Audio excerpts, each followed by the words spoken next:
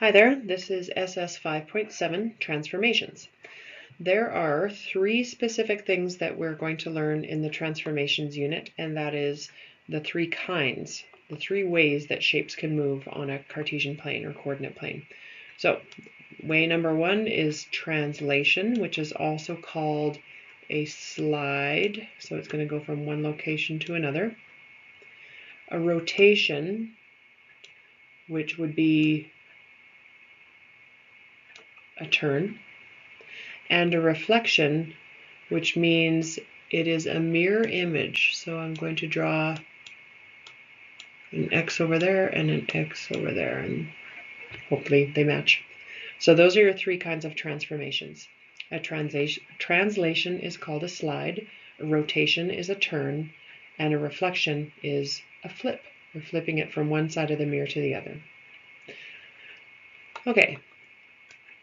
Indicator B says you have to be able to determine, you have to decide, if we give you a shape and a transformed image, does it match the set of instructions that came with it? Point C says you have to be able to draw a shape and then translate it and record the steps that you used to get it to that point. So they're saying direction, did you go left, right, did you go up or down? And magnitude, how many steps did you go, or what was the angle? Did you rotate it 90 degrees or 180 degrees? In point D, they talk about the words clockwise and counterclockwise. So all of these words could be great journal entries or word wall entries. Even the ones up here, translation, rotation, reflection, direction, magnitude, clockwise, counterclockwise, lots of words in this unit that you could define for sure. So put that in your journal. Now obviously clockwise, it goes the same direction as the hands on a clock. Counterclockwise would go the other direction.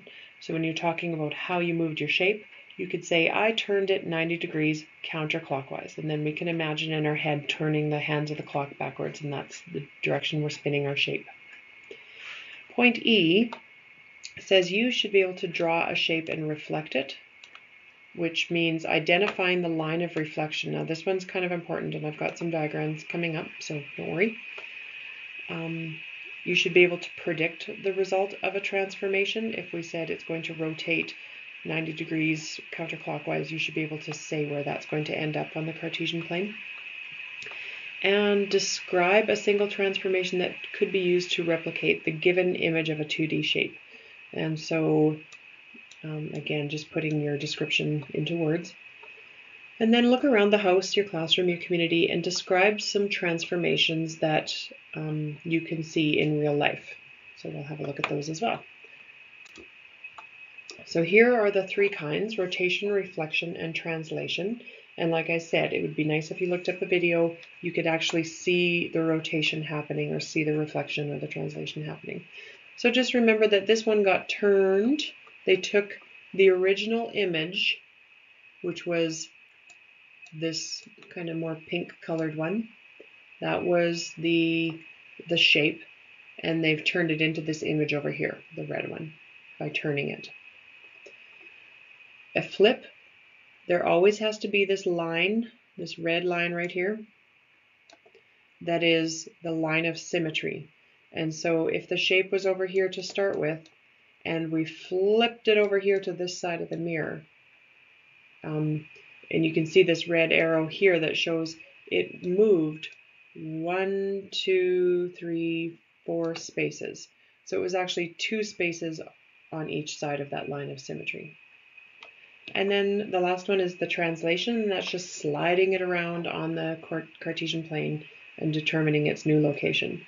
So it looks like that they slid it diagonally. And so you can see that this line goes diagonal, but that's hard to do. So what I want you to do is count the number of spaces that they took it to the right, and then count how many spaces it went up.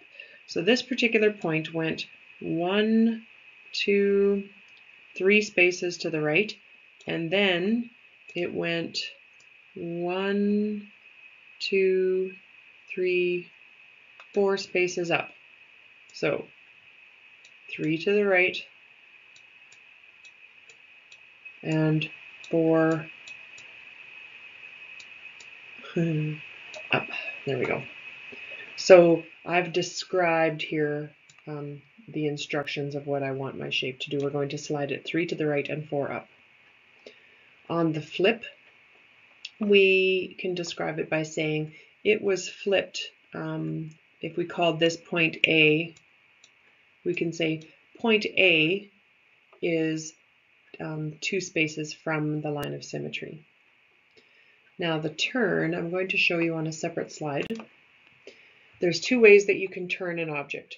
So this letter F here, they have turned it right here at this little green spot. That is the point of rotation. It would be like sticking a pin into that F and then swinging the rest of it all the way around, but the pin stays put. So the corner of that F stays put.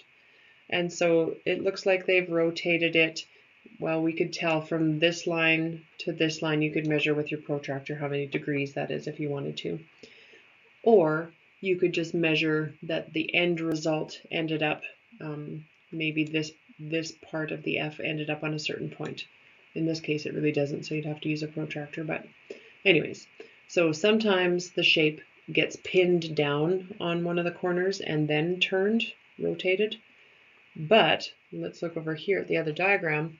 Sometimes it does not get pinned down and they pick a spot that's kind of far away and say, this is the center of rotation, this particular point. Okay, so if you notice in these 4 shapes, this guy here is the original shape. I can tell because this next one has a little tiny one right there. Do you see it? And then there's a little 2 and a little 3. So we can tell that this first guy is the original shape. So let's pick point A. I'm going to color it purple. Now, how far away is it from the center of rotation? And just like before, we don't want to count diagonally because it would be too hard to measure this distance here, right? That's just weird. But we can say A is located 1 step up and 1, 2, 3 steps to the left of that green dot, the center of rotation. And so if I'm going to rotate my shape around that green dot, now I need to think of what used to be this line, right? Because we went up from that line and then we went 3 over. Now let's think of our line. Let's think of our line being straight. Sorry about that. So now our line is going up and down. And A is now located 3 steps. If you tilt your head sideways, you could say 3 steps to the left and 1 step up from the line. Make sense? And then 3 steps and 1 step down. And then 3 steps and 1 step over. So they've moved that A all around and then drawn the rest of the triangle from that. So how do you figure out where C or B goes? Well, same process. So let's start by looking at B. I'm going to color it purple. And if you think of where B was from that original green dot, the center of rotation, let's count how many spaces up it is. 1, 2, 3. It was 4 spaces away and then 1 over. So look at the blue line now and let's count 4. 1, 2, 3, 4, and 1 up. There it is. So kind of tricky. I think a video would probably be a better explanation of this, but you get the idea that it can rotate on a pivot, like a pin being right there in the middle of that F, or it can rotate around a center point that you have to kind of count how many spaces it is. All right, this one is showing you a slide. So the original shape is the yellow one, ABC.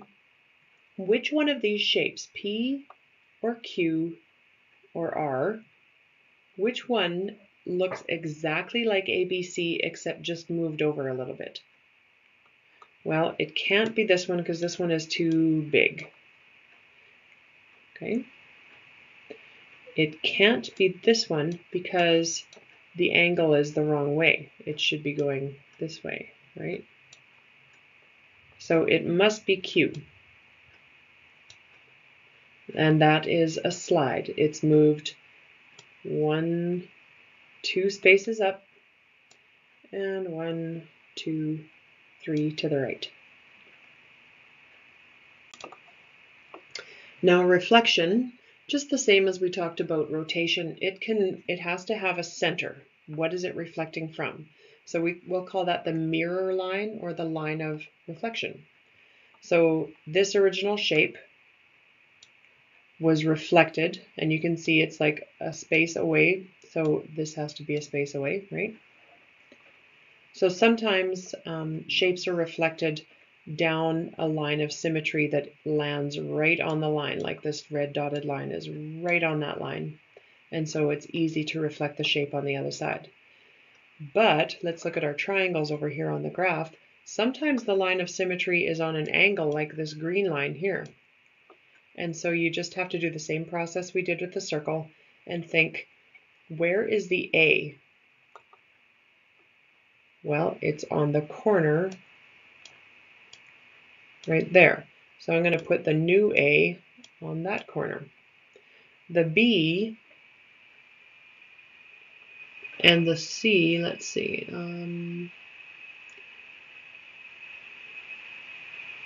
If we go from this spot right here, which is 0, 2, we can say the B is 2 spaces up and 1, 2, 3, 4 spaces over. So if we go 2 spaces this way and 1, 2, 3, 4. So you get the idea. You have to translate each point. And so it'll be a perfect mirror reflection on either side of that green line. Okay, go see Mr. Khan. He will explain this one further.